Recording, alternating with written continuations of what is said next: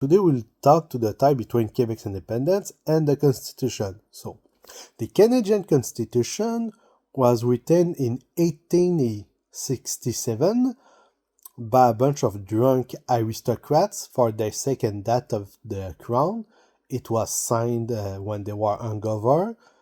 They then sent it to England. It was brought back to Canada in 1982 and it was done modification, signing by provinces and whatnot during the Night of the Long Knives, where the other provinces, the Liberal federal government and the Supreme Court, which was in a case of conflict of interest due to its allegiance to the Liberal government, did a bit of constitutional fraud, and so it was signed and adopted without Quebec having any say in it.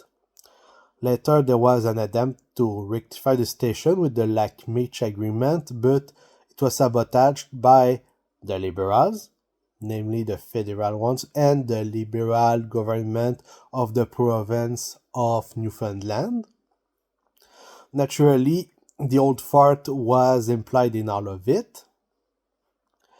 And there was also a bunch of double standards that happened, because if something could ever be in favor of Quebec, the Supreme Court will tend to vote against it, as said, due to its conflicts of interest.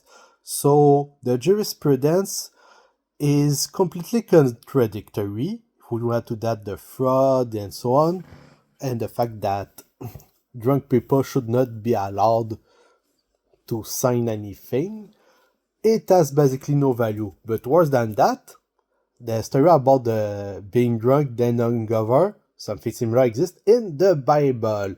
So, more precisely, in Genesis, after the flood, Noah at some point gets drunk, does shenanigans, and when hungover, decides to curse his own grandson. Now, innocent people will read this and go, yeah, alcohol, abuse of alcohol is bad. But in the case of non-sane people like Islamists, so heretics within Islam, and the English Protestant, who are pretty heretical in their own right, decided to use it to justify the slavery over black people. So yeah, slavery and the Canadian Constitution share an origin story. On this, I bid you a good day.